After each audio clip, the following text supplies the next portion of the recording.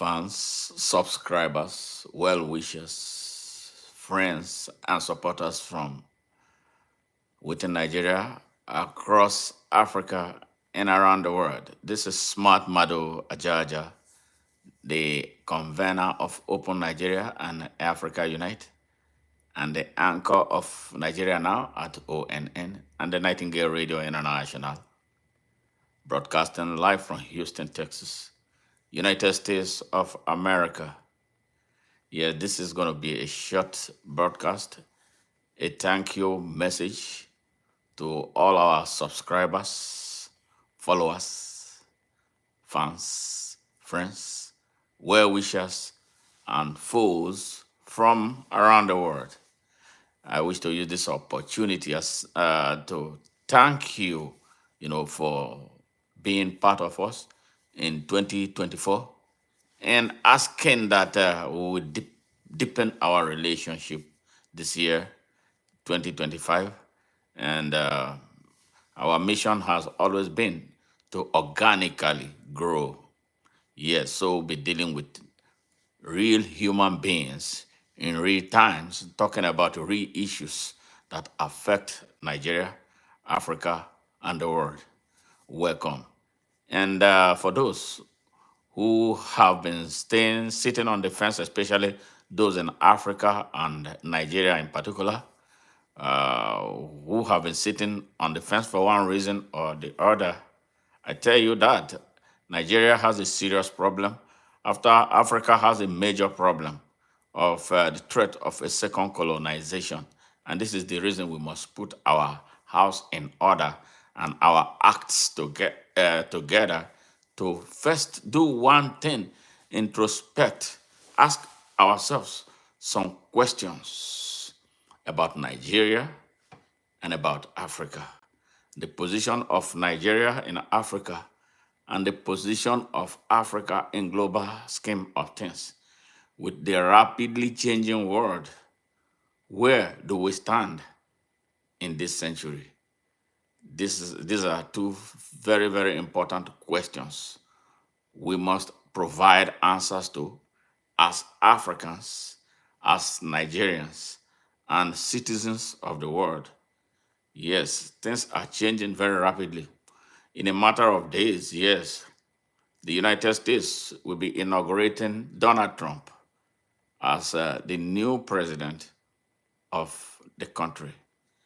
And we must gear up for something new, different from what we have been used to since the past 8 years under 4 years under Joe Biden.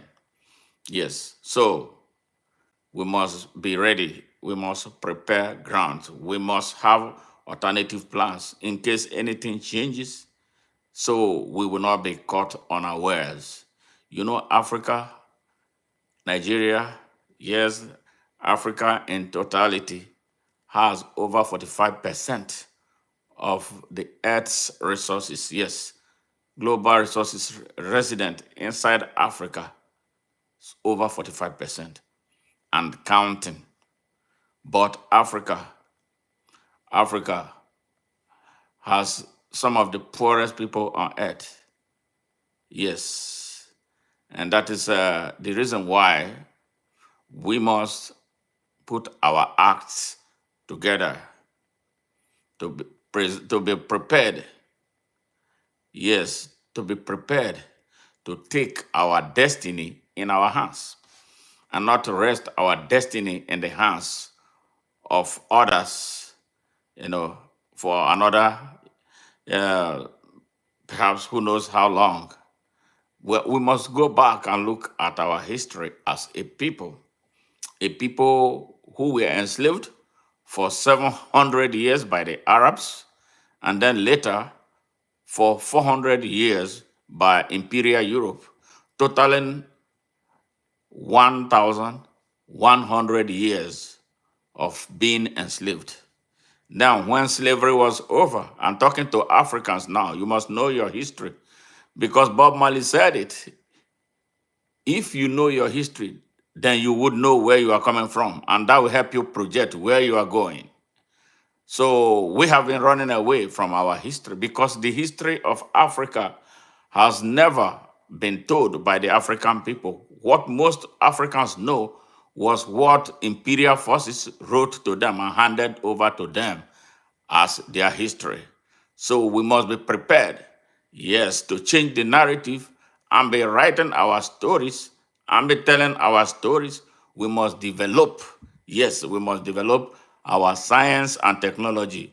We must build our own financial systems. Yes, we must build our own technological system and tailor it or tailor them to who we are. We must question our environment because that has been a huge part of our problems. We have not been that people who can challenge their environment. So it is time. So this is one of those things that we should be talking about and we should be examining here in this 2025. Yes, very, very important, very crucial for the survival of Africa. Yeah, that is under a threat for a second colonization, not just colonization, occupation. Yes, that will make the people eternal slaves in their land. Remember, Africa, you went through how many things? Slavery, colonialism, imperialism, apartheid, and now globalization. In all, Africa has been the victim. So now, the African man, you must ask yourself a question. Are you truly a write off? How come you possess 45% of the earth's resources? You cannot build institutions that can support government, that can support your people. Your continent has been reduced to that continent that only sells raw materials. Your continent has been reduced to that continent with countries that cannot choose their own leaders. Now look at the show of shame that Nigeria has become, and a global embarrassment where a drug dealer is sitting on the presidency of your country, and his vice president is a terrorist with a known connection to Boko Haram. The Minister of Defense is a man with connection to banditry and a founder of banditry. Yes. What a show of shame. So, this is the question that we must be asking ourselves.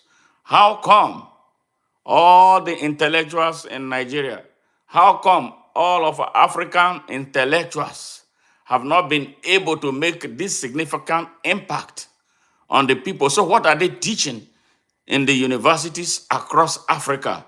If those who graduate from those universities are not able to put into practical expression what they learned through those universities, it means they passed through the universities and those universities did not pass through them. Otherwise, why do we have Chinese? Why do we have European companies, coming to build roads in Africa? So what happened to our civil engineers that our universities graduated? Where are they? Those are the questions we must ask ourselves. I don't care who gets angry. It doesn't matter who gets angry. It doesn't matter who feels bad about what I am saying. But I am saying this as someone from a continent with so much resources that people from the outside world will come and take away because the leadership of those countries are not leadership that the people put in power. They are leadership puppets that go into agreements with imperial powers that will come and exploit their people, exploit their continent, destroy the environment, and make life hell on earth for the people, create wars like what is happening in Congo as we speak, where a quarter of the country is in displaced people's camps in their own country. And in the midst of them being in these camps, foreign companies are coming to take mineral resources away. So where is morality? Yes, yes, where is morality? I believe, I hope that these are some of the questions that Donald Trump will be addressing as president of the United States, because companies from the US are a huge part of the culprits of those who come to abuse some countries in Africa and take their resources away and then do nothing and destroy the environment. Who cares? Because those people are seen as below human beings. Questions, civil questions, moral questions. But Donald Trump ran on the platform of morality. And I would be very, very happy, because I'm going to follow him closely to see what he does, his foreign policy in Africa. That'd be great. All right. You said that same. You said let's try a civil war. A civil war with who? With who? I don't know. What we are looking for is justice for Africa and its people. And truly, it must start with the African people. It must start with them looking at very closely and critically how they choose leadership. Now, what are those things that inspire them to choose the type of leadership that does not do anything for the people of Africa and for the continent itself? Remember, I remind you what happened in 1884 and 1885 when Imperial Europe came together under Chancellor Bismarck, yes, in Germany, Berlin Conference, they say. When they came and came together, yeah, very organized, with a purpose of what? Balkanizing Africa, creating the confusion that we have been dealing with generation after generation. It never gets better because it's the same thing in different names, yes, that have been happening. So a moment comes when people will now ask questions. And this is the reason why we are having these matters arising. This is the reason we are asking some of these critical questions. I feel so sad that coming from Nigeria, my country that is supposed to be an equivalent of the United States, yes, in Africa, has become such a terrible, terrible banana republic where criminals run amok unchallenged. I feel sick about that. Uh, you got to let your demons out. Bring them on. Let us hear the call of your demon. Maybe I don't even know which side, where do you stand on this? So that's the question I'm asking you, Mr. Tessimp. Okay. So this is the reason. What today I'm addressing uh, the the world, our global audience, thanking them for their usual support of ONN, and hoping that we can build a partnership based on what? Equity, equality, and justice for the people of Nigeria, Africa, and the world, so we can truly have that global peace and security that people talk about, in terms of rhetorical terms, but we want to see practical actions, on the ground to support the rhetoric that we talk about. We make public, whenever we speak as leaders and as representatives of countries. So I'm using this opportunity to say a huge thank you, for your support in 2024, and that will continue to engage one another in this robust discussion about the way forward for Nigeria, the way forward for Africa, and the way forward for the world. Yeah, there has to be a new order of justice, equality, and equity for the people of the world. And we do thank you for your support, seriously. Seriously, those who made us get where we are through their organic subscription, their involvement with our discussions, their comments, and their sharing of our messages and the suggestions that they bring, from time to time to help us grow bigger and bigger and bigger, organically, as we say, because we don't want to do anything that will make us buy loyalty and then have a dormant channel. So we want people who want to, who love what we are doing, even if they don't like what we are doing, they can confront us with constructive arguments, in a non-threatening environment, so we can talk about every issue that we that that the world will throw up, as we continue to refine ourselves. So I thank you once again for the great opportunity you gave us, to be able to express ourselves to people from around the world. This is a rare opportunity. Yes, Jose, Jews first, then Yahweh next.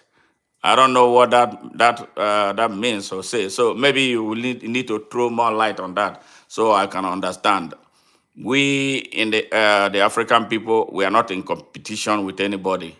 The only problem is that we have always been the victims of the world, and this is the reason why we must define ourselves and be a standalone power block that can stand on the altar of justice to do right for the people of the world. We have been taken for granted for a very long time. We have been sidelined for a very long time, but everything is teaching now, and who knows where he goes. But I know that the black man has one something, knowledge, wisdom, and understanding that people are not taken seriously. Well, perhaps uh, because of the type of leadership we have been having in Africa for a very long time. But there is a rumbling. There's anger in Africa. There are people who are now beginning to become more and increasingly aware, becoming increasingly conscious, and asking a lot of questions. Why Africa, in spite of its abundant mineral and natural resources and a younger population, why the continent is not growing and developing? Questions are being asked. And I'm sure you all know what is taking place in Niger as we speak, right? You know what is taking place in Mali. You know what is taking place in Burkina Faso. You know what is taking place in Senegal. And it goes on and on and on. Africa is becoming aware. Yeah, the threats are huge, to be very candid. I know the threats that are huge.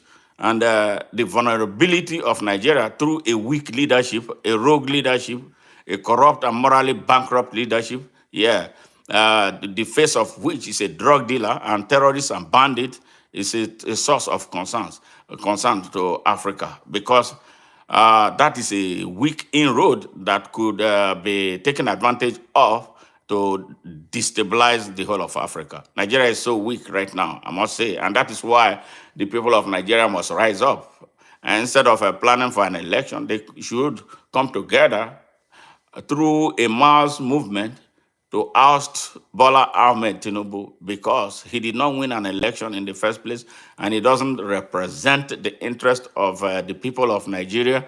He is, I'm sure those who are watching me, you've seen the latest ranking. He's the third most corrupt personality in organized criminal activities. That is a sore for a country as big as Nigeria, with over 250 million people, and a great number of whom are intellectuals. So they have destroyed the intellectual, they have destroyed the middle class, and the massive poverty. 90% of the country is living in abject poverty. Yes, in a country that is so rich. Yes, I am telling you that since the past couple of months, things have gotten increasingly horrible for the people of Nigeria. That millions of Nigerians now go to sleep on empty stomachs. Yes, authoritatively. You go and find out. Verify it, you see.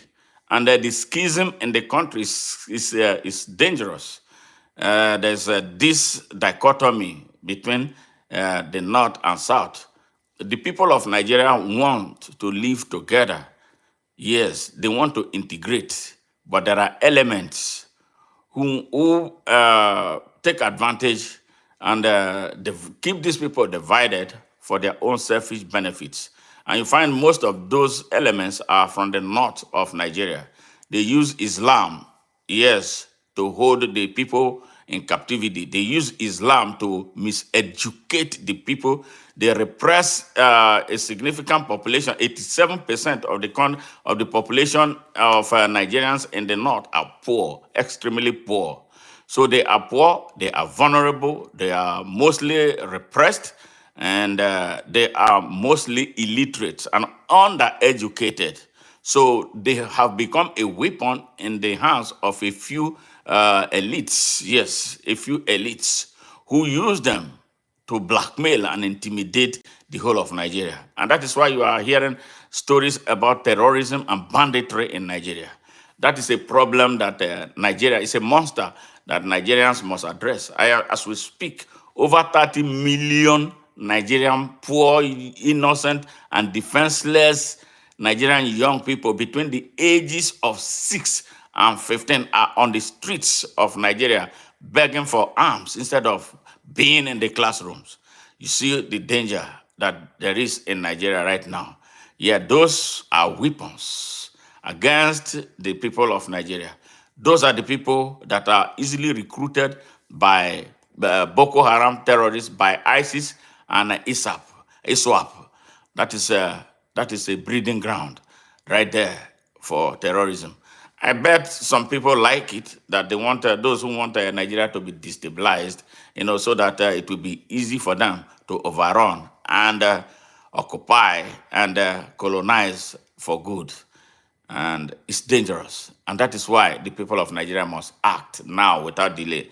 I am not a fan of political 2027 in Nigeria, because by the time we get to 2027 without taking any action now, many Nigerians would have died, yeah, violently and through hunger, because there's a huge, serious hunger issue in Nigeria. Hunger and starvation are serious issues right now. I am telling you, as somebody who speaks to Nigerians every day, what is taking place in that country is evil, is heinous, yes, it's unacceptable. The poverty level in Nigeria right now is unacceptable. Yes, I come broke a lot of times from supporting people in Nigeria. You hear stories of families who have not fed for 5 days going. I heard one story, one young woman called me. She said she has 5 children. Since the past 5 days, they have not eaten. And how does she convince her children that they are fasting, through church program, that their church is fasting? How long is she going to keep lying to her children that their church is fasting? Why should their children be fasting in the first place? Children are young, innocent, and defenseless creatures, but they go through all this in Nigeria. Yes, people are beginning to eat from dustbins in Nigeria. Yes, a country that is so endowed with everything, a country that has over 90% arable land that is not being cultivated, because the leadership of the country has misdirected and mismanaged the country, mismanaged its resources, and mismanaged the country's diversity. And our people still have the space to hate one another instead of uniting against their known oppressors. It's not like they are not known. The bandits and their masterminds are known. The security forces are dancing around them. They know those who are mastermind them. They call some little terrorists, perhaps feed workers for those who mastermind them. Like the latest one now, they're calling him Truji. Truji is operating in the northwest of Nigeria. Truji, when you look at Truji, you see he doesn't have the capacity to want to be anything. His agenda is not to be president of any country. You hear him, he's uncoordinated, but he is working heavily armed, working for the masterminds of terrorism who are known in Nigeria. We have called their names for them. If the security forces and the secret police is a serious police, they would have rounded all those people. They dance around them because they are part of them. They are scared of them because they are corrupt. and they'll be chasing the small rats who truly work for those who mastermind them.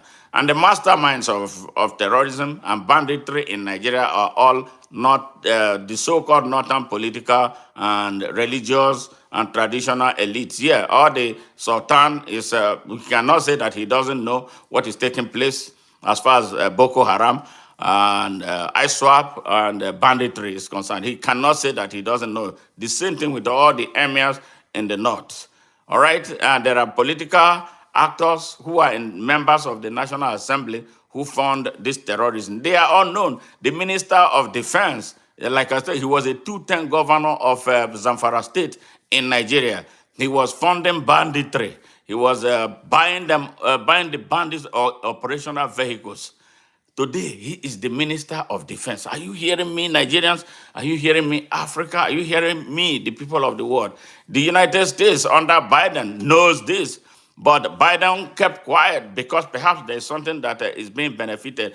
That is why we are looking forward to Donald Trump to see. Because I will personally go and make a representation to Donald Trump about what is happening in Nigeria and the need for him to look at the U.S. foreign policy as it affects Nigeria. Yes, that is one thing that I promised the world that I'm going to do. We're going to do it. All right? And I know Donald Trump, with his posture, I hope he doesn't change. I'm not sure he will be the one that will be hobnobbing with terrorists like Joe Biden has done since he became president here in the United States. So we are looking forward to seeing Donald Trump in action and maybe rejigging his foreign policy towards Africa. So it's something very interesting, for me as a person with the dual citizenship of Nigeria and the United States, to see what the U.S. can do. We are not asking. I don't want to go beg United States for money on behalf of Nigeria. Nigeria is so rich to be a beggar nation. What the U.S. must do is to look at its policies, look at the companies, especially the NGOs who evade taxes here and run to Nigeria, run to Africa, with claiming that they go there to come and help our people. They steal taxpayers' money from here. They evade taxes here. They move money around between here. They fund part of the terrorists funded by NGOs, yeah. And France is involved in all that. So they want to keep that place destabilized. So I'm hoping that the Congress here, driven perhaps by people who stand on moral high ground, to want to bring security to the world. All right, that is something that I'm very, very interested in, and I will do what I say. In fact, I'm waiting for the inauguration. I can't wait for Donald Trump to become president. That will make a case for Africa.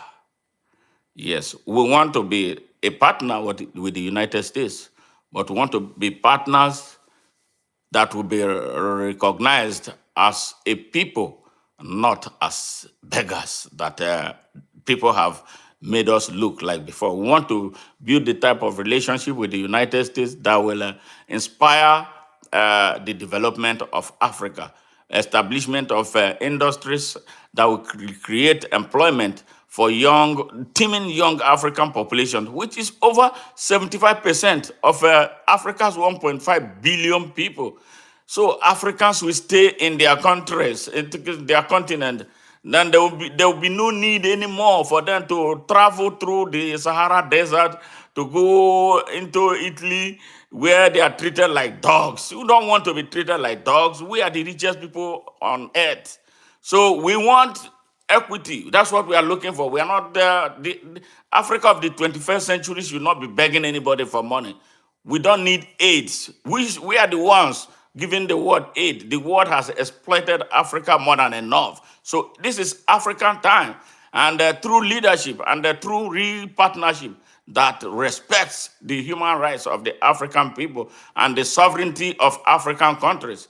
Yes, that is what we are looking for. We need men. We have men who have brains. We have men who can drive technology. We have men who can drive science. We have men who can drive everything. But why is it that those men cannot be brought together? Something ain't right. And it's something that started a long time ago. So we must change course. We must get conscious. We must put the leadership that can build Africa, that can utilize, that can expand, that can extend, that can sustain and strengthen capacity for the people of Africa. So Africa will develop on its own and be great partners to the rest of the world.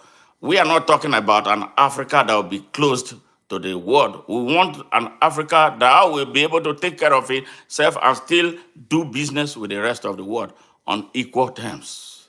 No longer as beggars, no longer as those who are fed on AIDS. We don't need AIDS. We are the ones giving the people. Yes, yes. So that is just what it is. Yes. Now, yeah. Thank you, Sorrel. Yes, that is the truth. That is the only way. We want that partnership.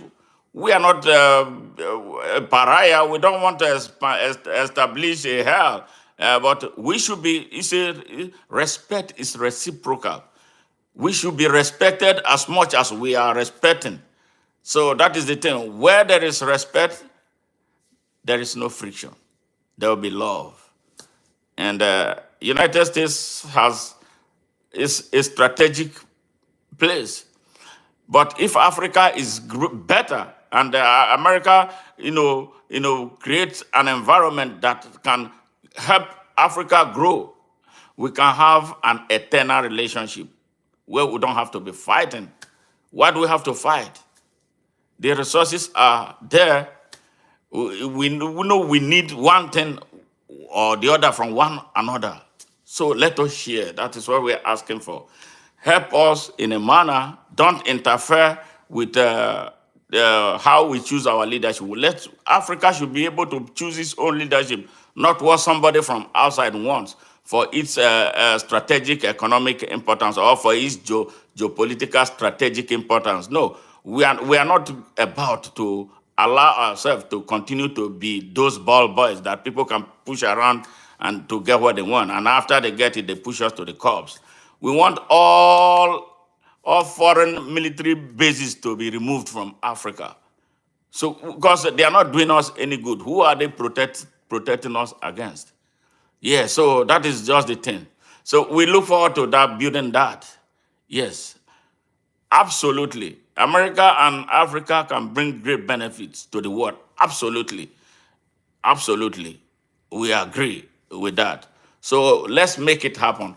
And I'm hoping and looking forward to January 5th when Donald Trump will become president of the United States. Then we will make a formal appearance, to talk to him about Africa and what Africa needs. We don't need money from America. We don't need aid. We just need respect. We need, to be treated with dignity as a people. We will do whatever we do. If America needs anything from from Africa, Africa should, be in a position to, discuss that on equal terms and not as somebody breathing down on them. We have had that for too long. I don't think it supports growth. We have come of age.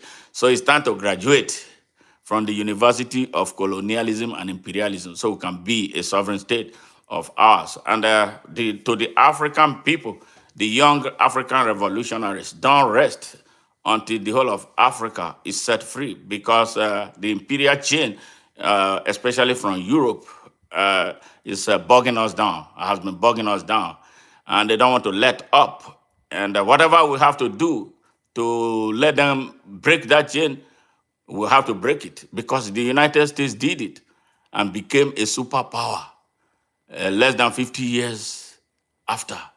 Yes. Most Africans don't know that The US was a British colony until America decided that, no, we're not going to allow you to come and be beaten down on us. When the United States decided that they had it with Imperial Britain, what happened? America became great. And that is what Nigeria will be. That is what Africa will be. The day they break the imperial chains, Africa will be let loose, and Africa will be great. The potentials are there. Everything that they need to make it happen is there. So it is in our hands, and it is in the hands of all of us. We can make the world a peaceful place. But we must understand too that wherever there is poverty, there can never be peace. So if you run on the foundation of morality, you go into a place and make it a hell, it will not make you safe too. So that is the thing that the world now needs to come to a realization about. We need global peace, global justice, and global security. With this, I come to the end of this broadcast, and let me use this opportunity to really thank all our subscribers from within Nigeria, across Africa, and around the world. Thank you, thank you, thank you. I can't thank you enough.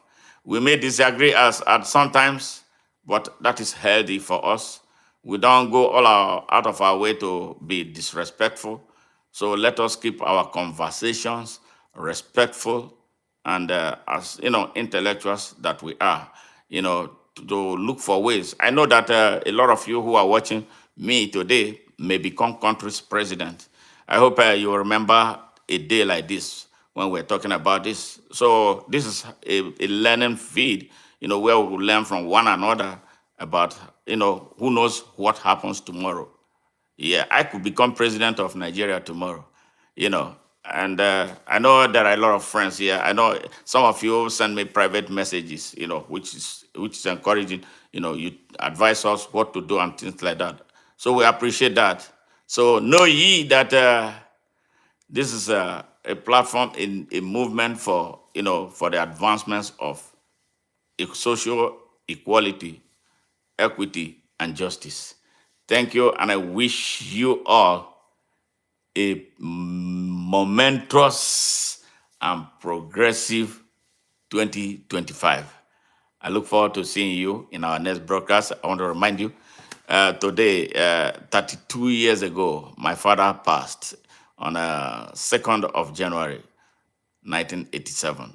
So I always do something. So I'm going to come with a little broadcast, show you share some information about my father and how his leadership impacted me, and the reason why we continue to celebrate him. Thank you very much, and you guys have a great day. Bye for now.